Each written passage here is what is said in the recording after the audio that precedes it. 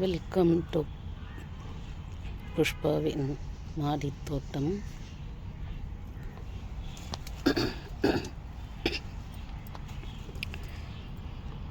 இந்த செடி அதலுக்காய் செடி, காய் வச்சிருக்கு பாருங்க.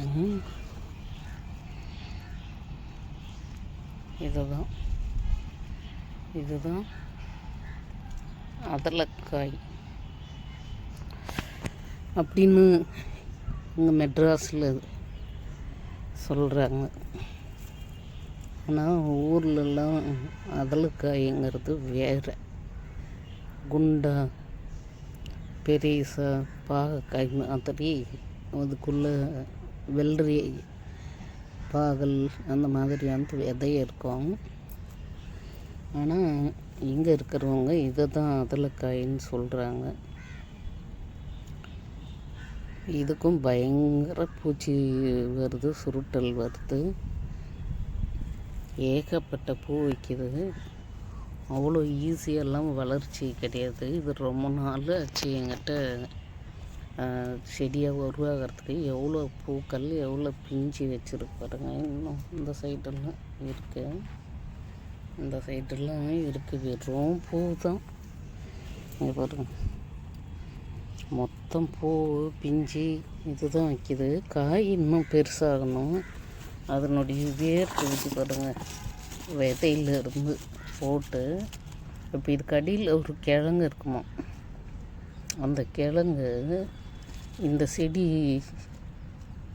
செடியோட லைஃப் முடிஞ்சாலும் அது திருப்பவும் அந்த கிழங்குலேருந்து துளிர் வச்சு வரணும். மோஸ்ட்டாக கிழங்கு தான் விற்பாங்களாம் அதில் கிழங்கு அப்படின்னு சொல்லிட்டு. ஆனால் நான் செடி போட்டு 2 வருஷம் ஆச்சு இது காய் வைக்கிறதுக்கு. இதில் நிறைய செடி முளைச்சி வந்தது. 2 செடி அதில் தப்பிச்சு பொழைச்சிது. அதுலேயும் எப்படியோ போயிட்டுருக்கு. ஒரு செடி தான் இருக்குது. அந்த மாதிரி இந்த அதலக்காய் செடி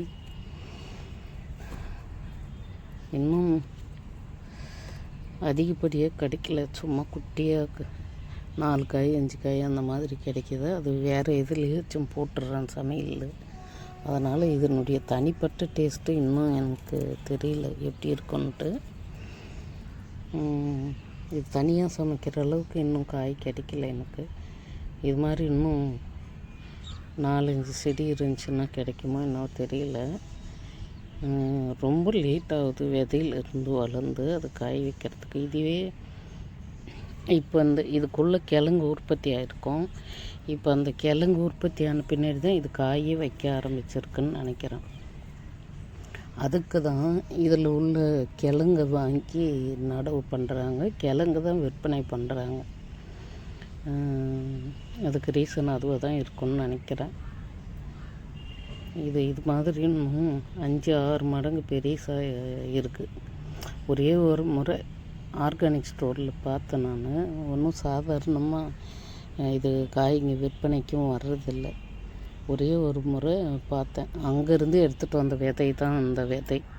அதான் 2 வருஷத்துக்கு முன்னாடி எடுத்துகிட்டு வந்துட்டு நிறைய முளைக்குதா என்னன்றது செக் பண்ணுறதுக்கு போட்டேன். ஓரளவுக்கு முளைச்சிது கொஞ்சம் விதைங்க. அதில் எடுத்து இப்போது இந்த செடியை உற்பத்தி பண்ணியிருக்கேன். நெக்ஸ்ட்டு அதுவும் ஓரத்தில் போட்டு விட்டேன் பாருங்கள். இதில் வேறு செடி இருந்தது, சும்மா ஓரத்தில் அங்கே போட்டு விட்டேன் நான். அதில் வந்திருக்கு. இதில் மல்லிகை பூ பாருங்க, ஒரு காய் கிடச்சது பெருசாக.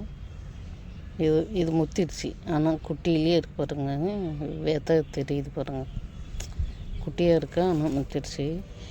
இதில் ஒரு சாமந்தி செடி கூட வந்துட்டுருக்கு. சும்மா இருக்குதுன்னு சொருவி விடுறது தான். தொட்டி காலியாக இருந்துச்சுன்னா எது கையில் கிடைக்குதோ அது அங்கே புத்தி விட்டுறது. இதில் ஒரு மல்லிகைப்பூ செடியும் வந்துடுச்சு, அடுக்கு மல்லியாக இதுவும் வந்துட்டுருக்கு. அதே மாதிரி ஒரு சாமந்தி செடியும் வந்துட்டுருக்கு. நல்லது. எப்போ நட்டு வைக்கிறேன்னு தெரியல, ஆனால் வந்துடுச்சு. இதுதான் இதனுடைய பெனிஃபிட்டுன்னு சொல்லி பார்த்திங்கனாக்க, சுகருக்கு ஃபஸ்ட்டு ப்ரிஃபரன்ஸாக இருக்குதுன்னு சொல்கிறாங்க. அந்த அதலக்காய் வந்து இப்போ மற்ற பாவக்காய் சாப்பிட்டா எப்படி சுகர் சரியாகுதுன்னு சொல்கிறாங்கல்ல, அதில் வந்து இது முதல் இடத்துல இருக்குதுன்னு சொல்லிட்டு, இது விலை கூட பார்த்திங்கன்னா 1 கிலோ வந்து 400 வரைக்கும் விற்கிதுன்னு சொல்கிறாங்க. நாங்கள் கடையில் பார்த்தப்போ அதான் ரேட் அதிகமாக இருக்குதுன்னு சரியாக சேல் ஆகல போல இருக்குது. அது எல்லாம் வெடித்து விதைங்கெல்லாம் கொட்டி கிடந்தது. அதில் இருந்து தான் நான் விதை எடுத்துகிட்டு வந்து போட்டேன். நான் ரேட் அதிகமாக இருக்குதுன்னு யாரும் வாங்காமல் போயிட்டாங்க போல இருக்கு. அவ்வளோ ரேட் சொல்கிறாங்க. ஏன்னா இது விளையிறதுன்னு எந்த மாதிரி ஒரு டஃப்பாக தான் இருக்குது. ஒன்றும் ஈஸியாக ஒன்றும் விளையத்துலேயே இப்போ இத்தனை நாள் நான் ஃபாலோ பண்ணிக்கிட்டு இருக்கேன். ஒன்றும் பெருசாக விளைச்சல் கொடுக்க மாட்டேங்குது. அப்போ அவங்க விற்குவாங்கல்ல, இவ்வளோ விலைக்கு 400 விற்கிறதுக்கு வாய்ப்பு இருக்குது. இதை வந்து 1 கிலோ காய் சேர்த்துறதுன்றது அவ்வளோ சாதாரணப்பட்ட விஷயமா கிடையாது. நம்ம நினச்சி பார்த்தா அவ்வளோ விலை கொடுத்தும் நம்ம ஒரு 4 டேப்லெட் 400 விற்கிறாங்கல்ல, அதுக்கு பார்த்தோம்னா நம்மளுடைய ஃபுட்டாகவே இதை ஒரு இயற்கை மருந்தாக நம்ம எடுத்து சாப்பிடும்போது மாத்திரையால் ஏற்படுற பக்க விளைவுகள் இல்லாமல் இந்த காயை சாப்பிட்டு உடம்புக்கு தேவையான ஒரு விஷயத்தை நம்ம சரி பண்ணிக்க முடியும்னு நினைக்கிறேன் நான். ஆர்கானிக், அடுத்தது உணவின் மூலமாக நம்ம மருந்தாக எடுத்துக்கிறது, இந்த விஷயமெல்லாம் இது மாதிரி சாப்பிடும்போது தான் கிடைக்கும். ஓகே, அதலக்காய்